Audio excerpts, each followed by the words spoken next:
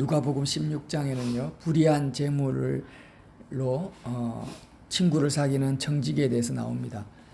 한 주인에게 청지기가 있는데 너무 주인 마음에 안 드는 거예요. 그래서 주인이 야 이제 청지기 잘라버려야 되겠다. 도저히 우리 집에서 써먹을 자질이 없는 녀석이다. 이렇게 생각을 하고 있었는데 이 청지기가 이 주인의 속마음을 들여다보고 안 거예요. 그래서 어떻게 했냐면 내가 청지기 직분에서 결국에는 잘리게 될 건데 잘리게 되면 이제 어떻게 하냐. 먹고 살 길이 없다.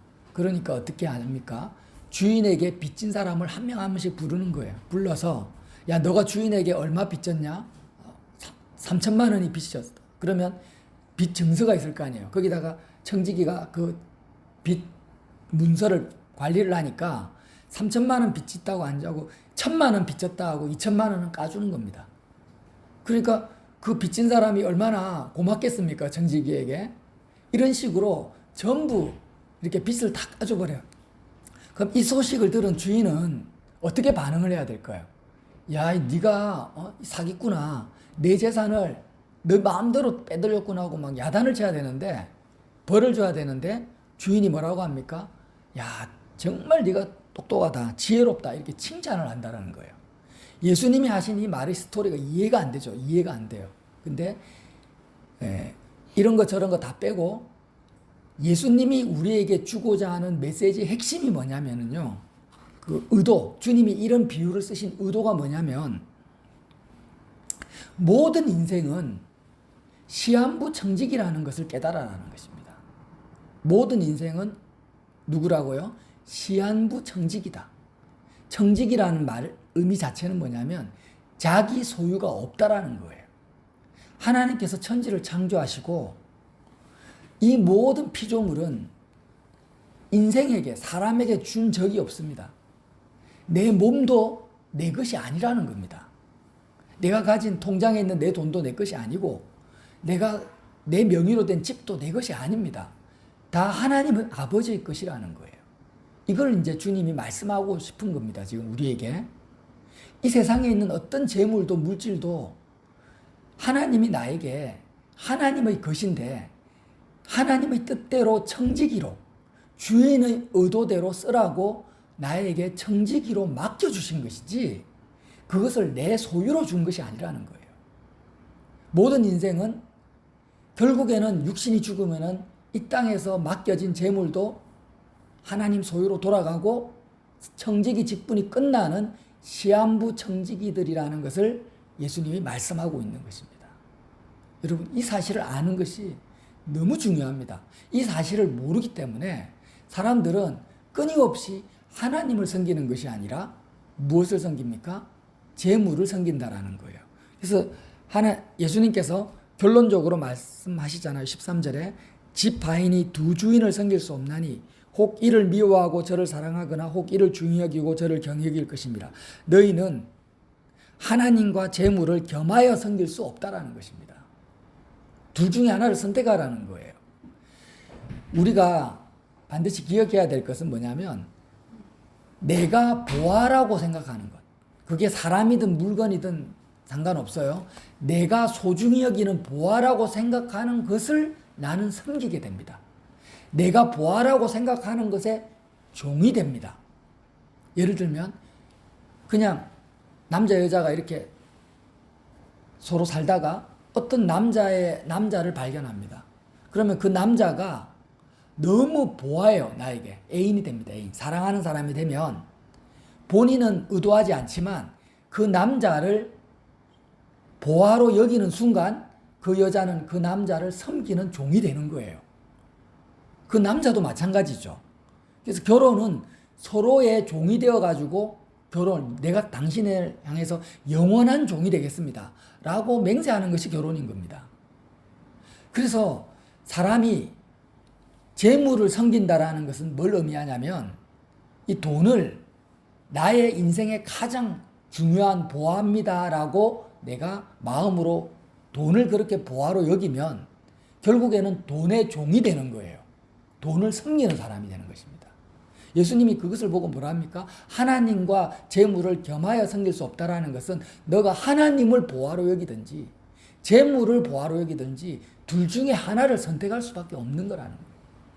하나님을 보화로 여기면 재물은 보화가 되지 못하고 재물을 보화로 여기면 하나님은 너에게 보화가 되지 못한다라는 것입니다. 섬긴다라는 의미가 그거예요.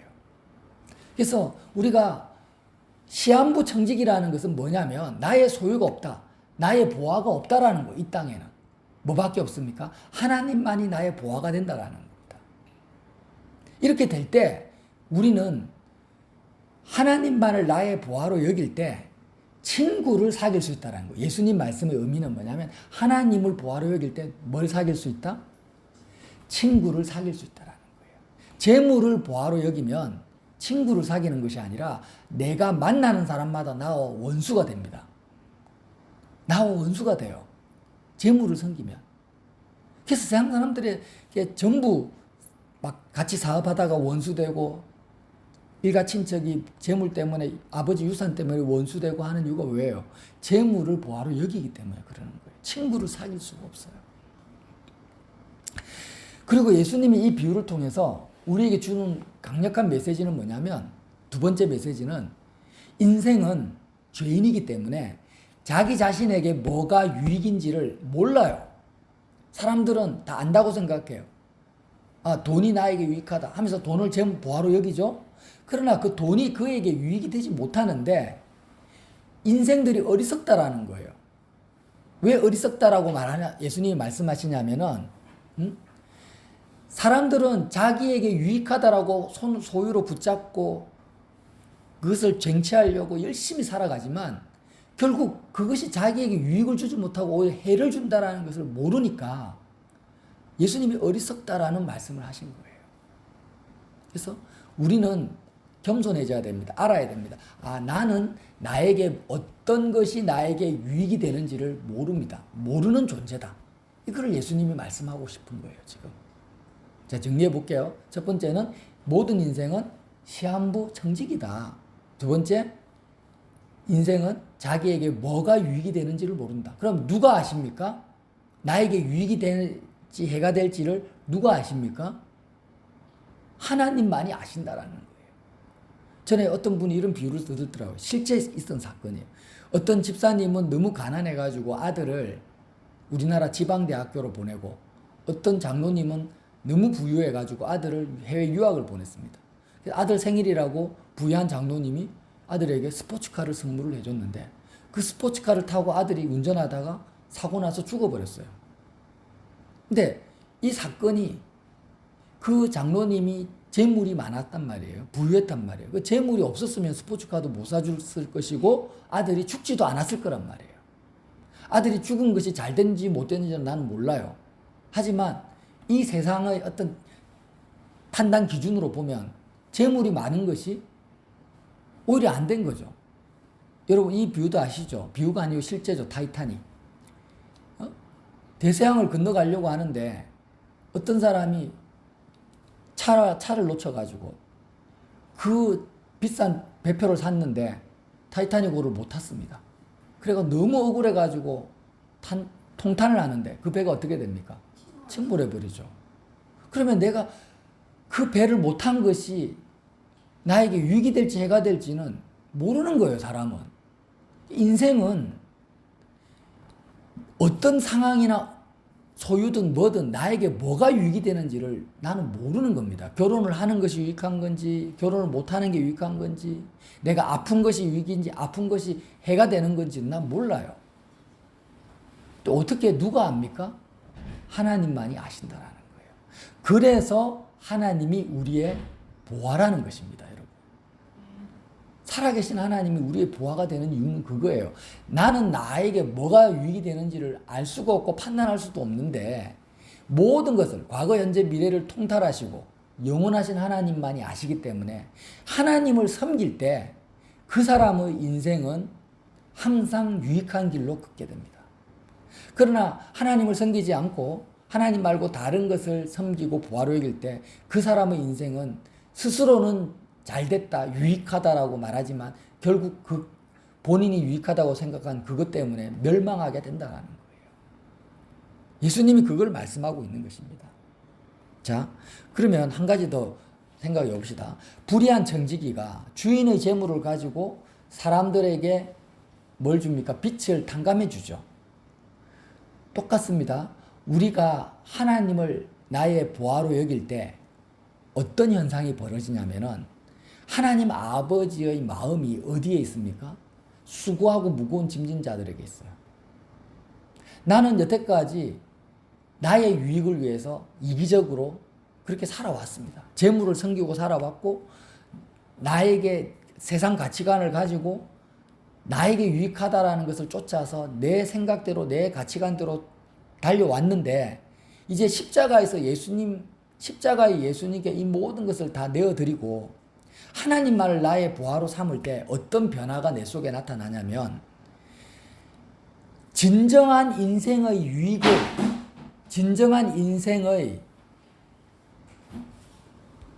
진짜 인생의 유익을 아는 그 하나님 아버지의 마음이 나에게 전달되어진다. 자, 하나님을 나의 보화로 여겼어. 그런데 내가 어떤 사람을 만납니다. 불의한 청지기가 빚진 자를 만난 것처럼 내가 만나면은 이전에는 재물을 섬길 때는 그 사람에게 내가 만난 그 사람, 고통당하는 사람, 빚진 사람, 불안한 사람, 우울한 사람, 가난한 사람, 그 사람에게 뭐가 유익한지를 나는 알 수가 없어요. 하나님을 섬기지 않을 때는. 근데 하나님을 보화로 섬기게 되면 그 사람, 내가 만나는 사람을 향한 진정한 유익한 것이 뭔지를 하나님 아버지께로부터 내가 받게 된다라는 거예요. 이해가 되시죠? 그가 받게 되니까 그 사람을 향한 아버지의 긍휼과 사랑이 나를 통해서 전달되어진다라는 것입니다.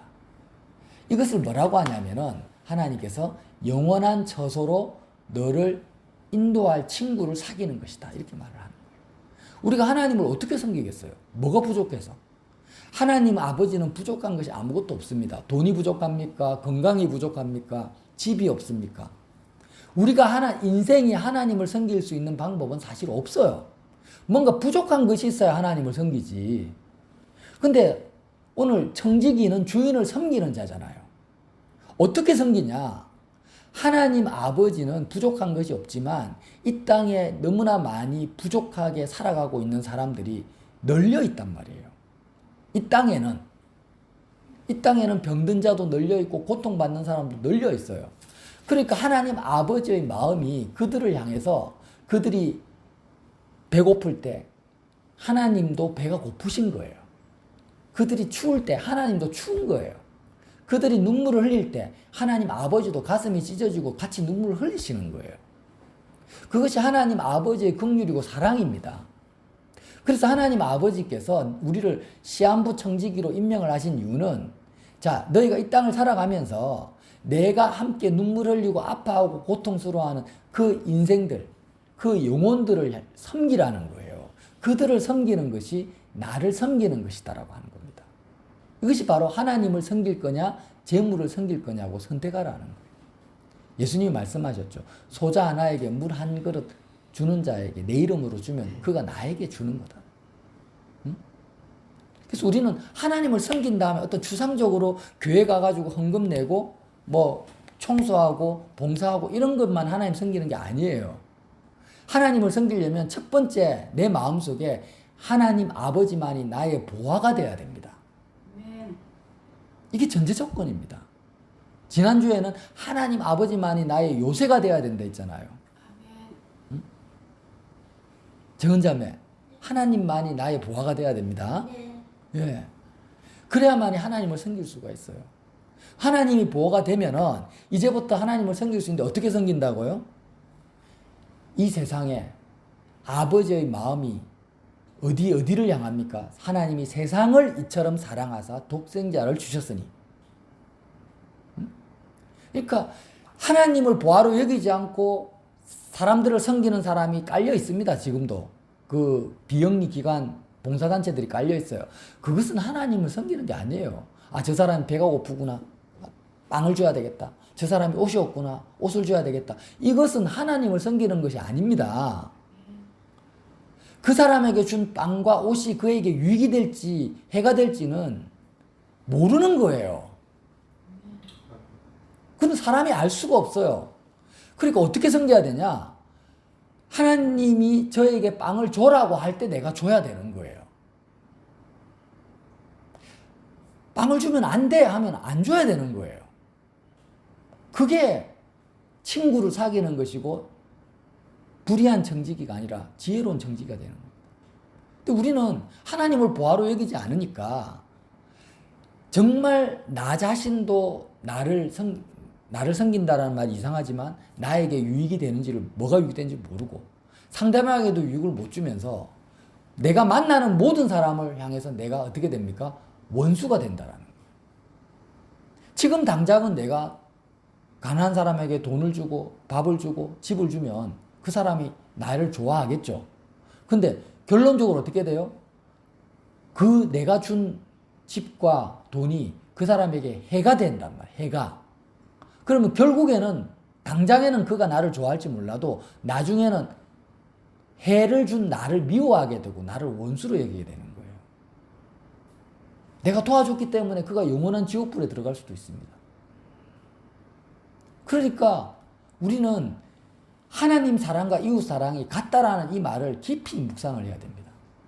내가 하나님을 사랑하지 않으면 그 누구도 사랑할 수가 없어요.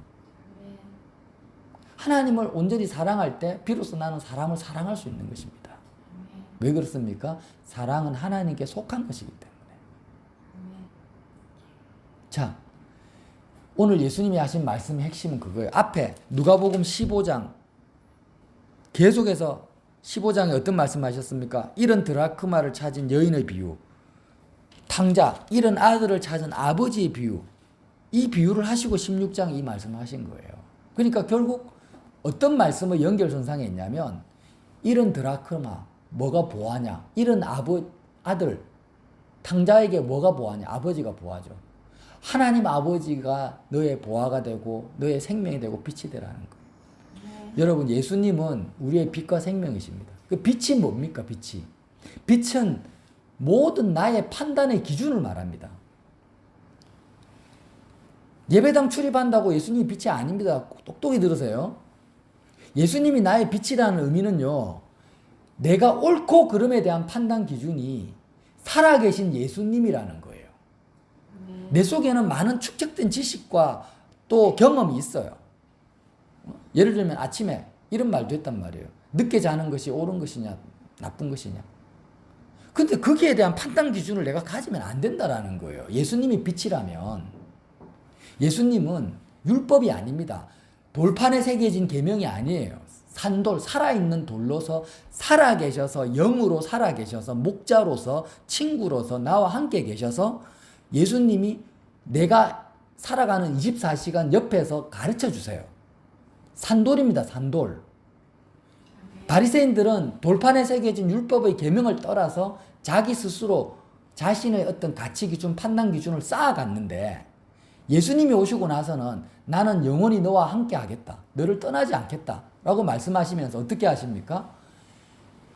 내가 생각하고 내 삶의 모든 순간에 예수님이 말씀해 주세요. 내 판단이 십자가에서 죽고 내 생각이 죽고 주님께 물어보면 주님이 빛으로서 내 생각, 주님의 생각은 이거다. 아버지의 뜻은 이거다라고 실시간으로, 중요한 게 뭐라고요? 실시간이에요. 실시간으로 말씀해 주는.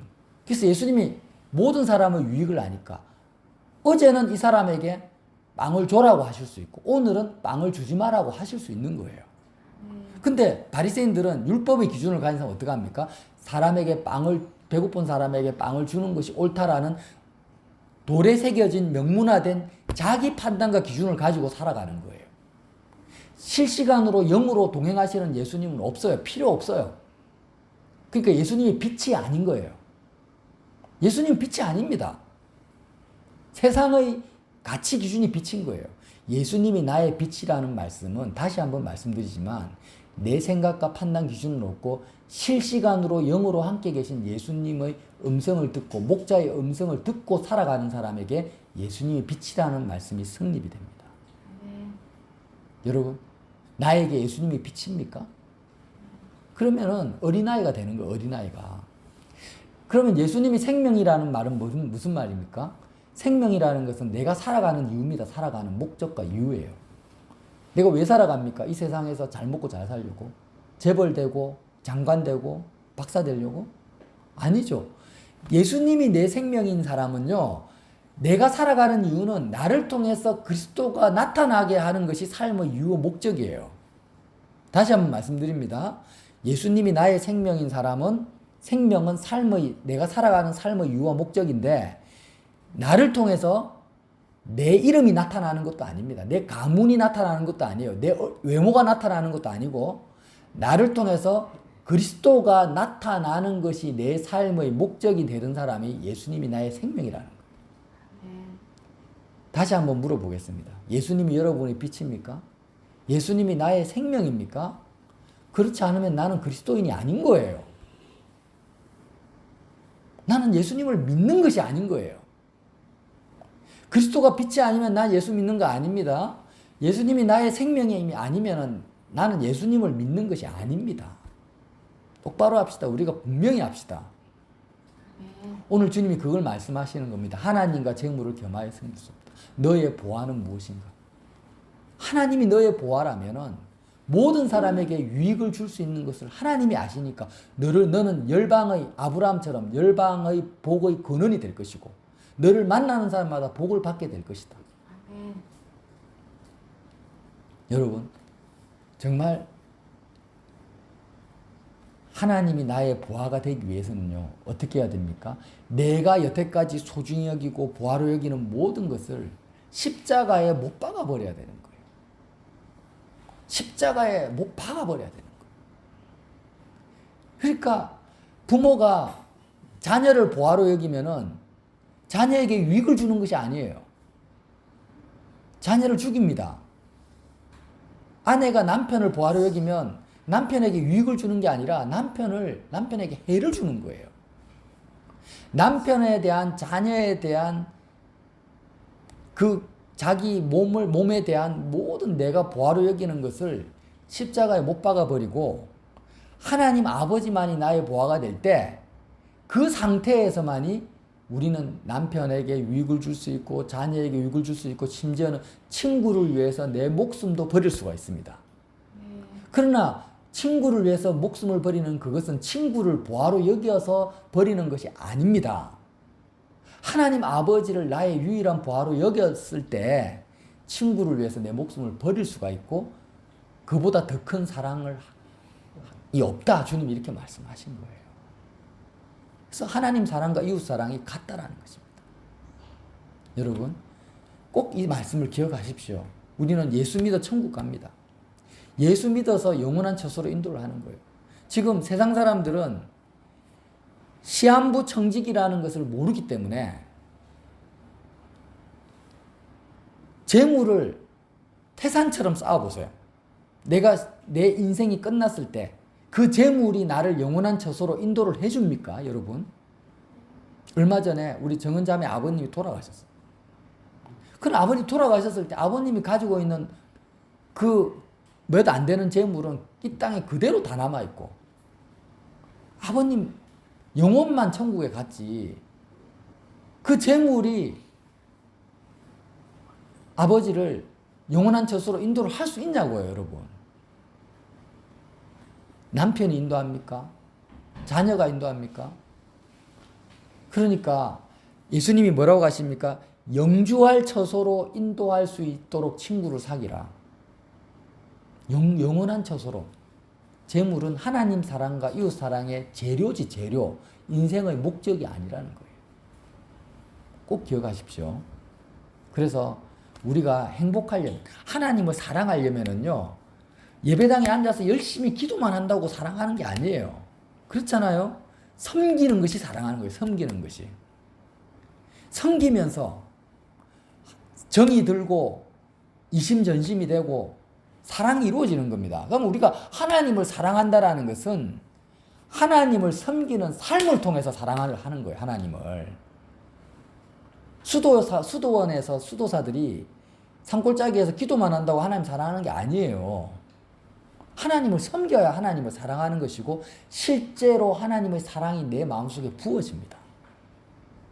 그래서 결국에는 예수님이 병자들이나 창녀들이나 버림받은 사람을 섬겼잖아요, 예수님이. 그러면서 예수님이 뭘 느꼈겠습니까? 하나님 아버지의 더 큰 사랑을, 온전한 사랑이지만 그 본을 보이신 거예요. 이렇게. 사도 바울이나 예수님의 제자들이 오순절 사건 이후에 어떤 삶을 살았습니까? 가난한 사람, 불쌍한 사람, 복음이 모르는 사람을, 다른 사람을 위해서 자신의 삶을 던져버려요. 섬기는 삶으로 들어가요. 왜 그렇게 변했을까요? 하나님 아버지를 실제적으로 사랑을 하는 거예요. 그 삶의 현장에서. 그러니까 여러분, 아무리 백날 첫날 기도해서 성령 집회 참석해 보십시오. 하나님의 사랑, 관계가 깊어지나? 그게 아니라는 거예요. 오히려 저 노숙자들, 불쌍한 사람들, 아버지의 마음을 가지고 그들에게 뛰어나가서 그들을 섬기면 예수님의 사랑이 그때 나에게 부어지는 거예요. 주님이 그걸 말씀하시는 거예요. 그게 무작정 자기 세상적 판단 기준을 가지고 그 사람을 섬기라는 게 아니라 오늘 말씀 뭐라고요? 하나님 아버지를 보화로 너의 마음속에 오직 하나님 아버지만을 보화로 여기기 위해서 십자가를 붙들어라는 것입니다. 세상 보화를 십자가에 못 박아버리라는. 그리고 나서 삶의 현장에서 하나님을 섬기라는 것입니다. 이 믿음의 비밀을 묵상하시고 또 묵상하시고 삶에 적용해서 실질적으로 삶의 현장에서 하나님의 사랑이 우리 마음속에 부어지는 그런 저와 여러분 되시기를 예수님 이름으로 빌어드립니다.